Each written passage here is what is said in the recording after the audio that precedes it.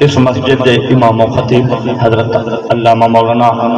شاہ زمان صاحب آپ 10 منٹ دے 12 منٹ دے آپ حاضری پیش کر سن ذوق شوق تے محبت برائے کہ نعرہ سنو سو بلا تخیر میں خطاب کریں پیا نعرہ تکبیر نعرہ رسالت نعرہ خلافت نعرہ حیدر علماء اہل سنت حضرت علامہ مولانا صاحبزادہ شاہ زمان صاحب آپ سونے انداز دینا اللہ دا فرمان نبی سونے دا فرمان سنے سن ذوق شوق محبت دینا سنا الحمدللہ رب العالمین والعاقبۃ للمتقین والصلاة والسلام علی سید الانبیاء والمرسلین اما بعد فاعوذ باللہ من الشیطان الرجیم بسم اللہ الرحمن الرحیم کل نفس ذائقۃ الموت صدق اللہ العظیم وصدق رسولہ النبی الکریم الامین ونحن علی ذلک لمن الشاہدین والشاکرین والحمد للہ رب العالمین قال اللہ تعالی وتبارک فی شان حبیبہ مخبرا وعامرا ان اللہ وملائکتہ یصلون علی النبی یا ایھا الذین آمنوا صلوا علیہ وسلموا تسلیما مل کے پڑھیں الصلاۃ والسلام علیک یا سیدی یا رسول اللہ الصلاۃ والسلام علیک یا سیدی یا حبیب اللہ وعلی آلک وصحابک یا جد الحسن والحسین ہو نہ یہ پھول تو بلبل کا ترنم بھی نہ ہو چمن دہر میں کلیوں کا تبسم بھی نہ ہو نہ یہ ساقی تو پھر میں بھی نہ ہو تم بھی نہ ہو بزم توحید بھی دنیا میں نہ ہو تم بھی نہ ہو خیمہ افلاک کا استادہ اسی نام سے ہے خیمہ افلاک کا استادہ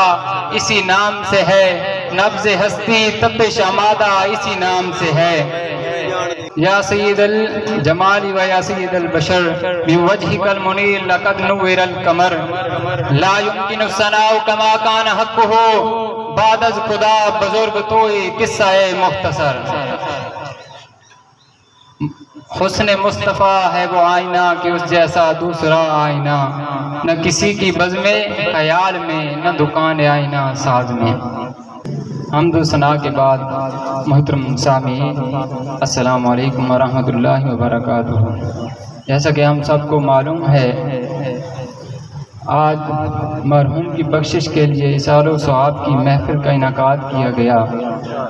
دعا ہے کہ اللہ تعالیٰ مرحوم کی بے شمار بخشش فرمائے اور مرحوم کے درجات بلند فرمائے مرحوم کو جنت الفردوس میں اعلیٰ مقام عطا فرمائے اللہ تعالیٰ نے قرآن حکیم میں ارشاد فرمایا کل نفس ذائقۃ الموت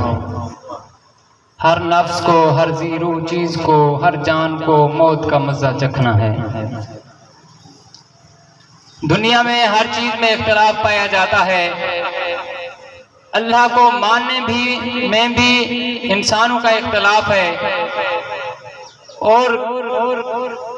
بعض اوقات بعض لوگ منصوبہ بناتے ہیں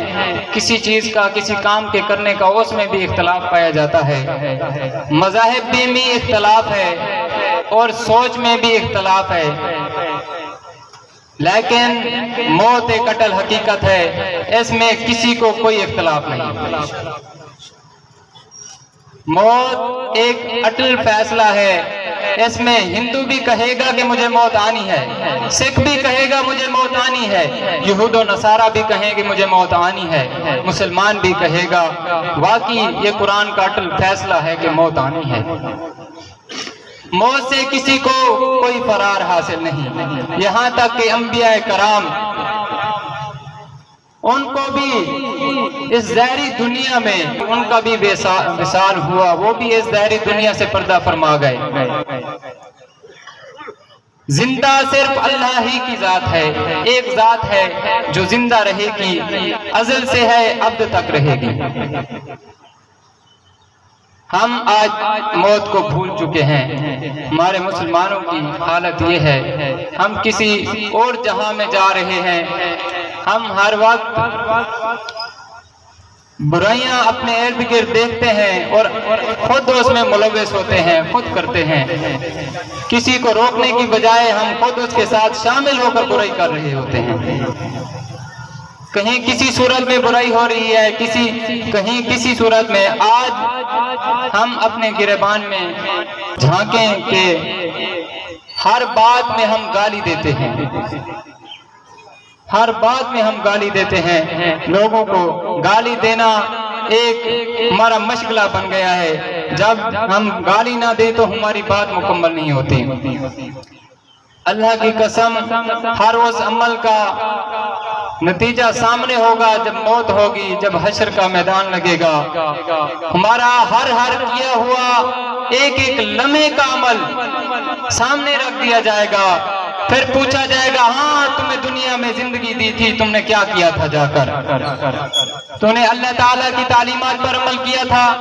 کیا رسول اللہ صلی اللہ علیہ وسلم کے دین پر عمل کیا تھا؟ یہ سب کچھ ہم سے پوچھا جائے گا.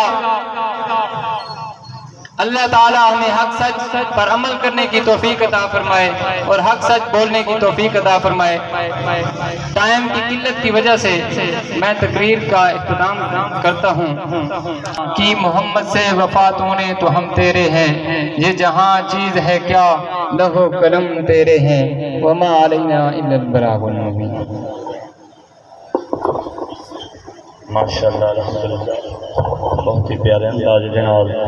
سونے انداز جناب سونی حاضری پیش کی تھی جناب حضرت علامہ مولانا شاہ زمان صاحب نے ہن استدا کر سن ساڈے جامع مسجد